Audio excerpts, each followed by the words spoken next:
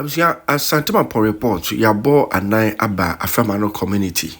Na yaba community hey yene touch bearers for the vulnerable and needy. Yene omo ene tuisa eba ha. Touch bearers wo hese won mu a omo wa hihia mu ewo Mampong municipality ha. Woba woda no Beatrice Owarewa Siaw. Ose otrenensa na mansini ni mu ha. Baby bia Mampong municipality no ekopem no. Ahiade bia obetumi aye aboa bia no obeye na fam de kakra na ode aboa ene community ahiade ba ko de to anim ene se wo munuane a wonom do no se beye a won betwe ede akokofie ase na bi aduru Mampong na atofo anya bi ne ya na aye den enti nananom a wonom okrum ho ede to nanim ema ene wapa Aboboyaa mienu a wode akoma community no na nya no nko a dwumadi pi so omodi ato nanimu a ene ye call ya ye di nkomokra na ma wonom to ade o ho no ma mesia epe bibi kakrakra ede mama no se wonom nye na wom fa nwura wom dwadi mu omudie na emwa na wom ntumi entumpon ewo baabi omotie no we ene course ewo Aframano onabo se uhu ihe anwumre ya eye nana ya eye B.O.S Beatrice Owarewa Siaw woni na busuafo na namoako ene wona abotachi ba fe de ye be che Aframano man ene ye nso ye gem na ye de ama se je na manonto nananom na momfa makuri. Happy to be at Aframano and to give 2 Aboboyaas to the town, and then I was able to help with some cash with the market ladies. My goal is to help develop this great town because I'm from here. We are all one people, so we all need to join hands and help each other.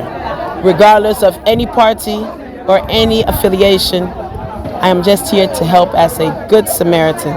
So I thank you very much. I want the people of the town to pray for me that God give me a hoarding and bless me so that I will be able to keep forward and help this great town. Since I was able to buy these 2 items, getting to 60,000 cities, I'm not charging them anything. I've put some fuel inside.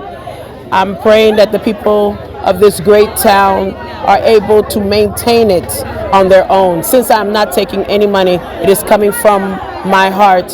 I love the people here so much. So in the next 6 months, I'm praying that they can even buy an additional one. Within 1 month, as you look behind yourselves, I will be developing the school. I believe that no child should be left behind, and education is important. These people are our future. They are the next presidents, ministers within our great land. So we need to push them. And in the next farming season, I die anymore. You say, Aframano for a venue affiliation faso. Na senior Beatrice Owarewa Siaw kind or motimi asa atofofro. Na ye shane sa ansone se oba penny a okrum ho. Na ni aso na menim se won behwe na ene pa bi e wo se free afidie mu babia no. Aframano for ensa aka. Medamo ase. Enna ye gina he meni age. Pa but areho do baby areho.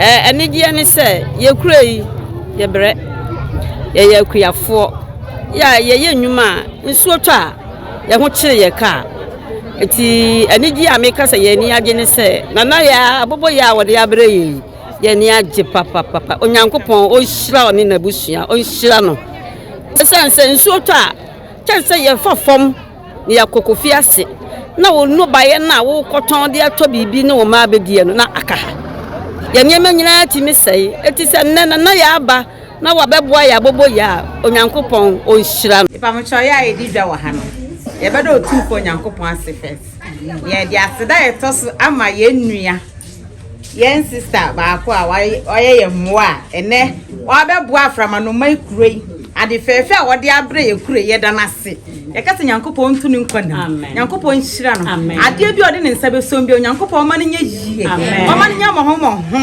ye danase eni sika nso ode amaye onyankopon ntu nkwandam onyame nhira onyame ma mo ye dawase eni so de wa ya amaye adum ti amen